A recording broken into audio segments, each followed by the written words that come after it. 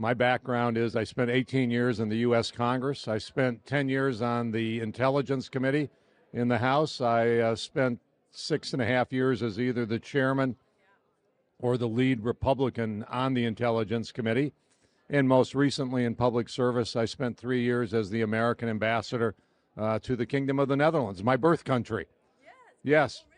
But, we stand with the freedom-loving Chinese people. Defeating the Chinese Communist Party has to be a top priority for the American people, for America. So are you troubled by the CCP's penetration in this country on so many fronts, ranging from the CCP spy balloon to the Confucius Institute and to tons of money going to the American colleges, universities, and research institutions, and the weaponization of the U.S. federal government agencies, including DOJ, FBI, SEC, and IRS? Yes. You went through the whole... What do you think have caused the CCP so successful in infiltrating in this country? Americans don't understand the threat from the CCP. In 2000, I was in Congress, and Congress voted to create permanent normal trade relationships with China, believing that engaging with China, engaging with the CCP would lead to an era of openness, democratization of China, integration in a rules-based international trading system. I got that one right. I voted no. I voted no. You're probably one of the very few who voted no, because that was like a majority people to think that America can change China if you continue doing business with the CCP, and China will automatically becoming a democratic society. It doesn't happen. America does not change the CCP changed America. Well, that's exactly right. But that was exactly, when people would come to me, corporate America would come to me and say, Pete, if we engage with China, you need to vote for this. We will change China. And it's kind of like, I'm not sure. I kind of like to review this every year or so to see if we're having any impact or not. And the end result was, it passed, and like you said, big bipartisan majority in the House and the Senate, and became the law. So for 15, 16 years, we had our own leaders in America telling the American people, this is good for us, engaging with China.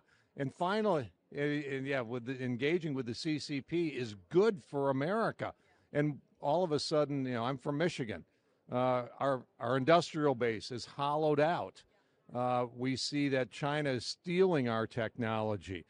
Companies that build factories in China are under much greater restriction on doing business in China than Chinese companies coming over here. And we find out this appears to be a one-way street, whether it's with technology, whether it's investment, and all of these types of things.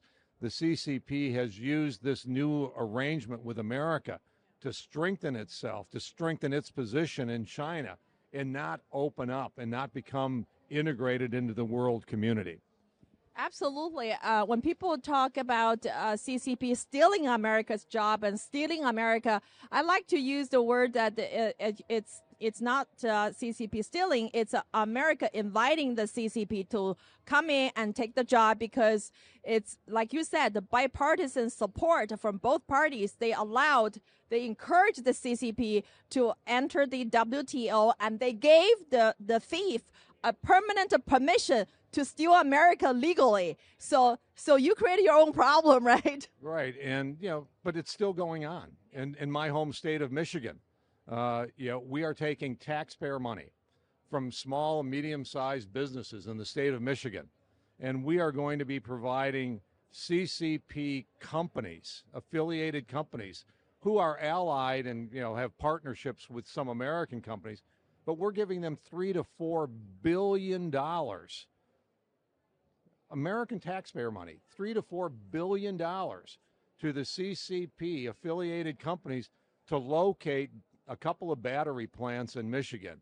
Ultimately, these, if they are ever built, they will become outposts for China to steal American technology, for the CCP to steal this technology, bring it back to China, And it's naive to believe that that the CCP is investing in Michigan to improve the manufacturing environment in Michigan. No, they are there as a foothold to, integrate into our universities, integrate into the manufacturing industrial base, and ultimately take it back to the CCP in China.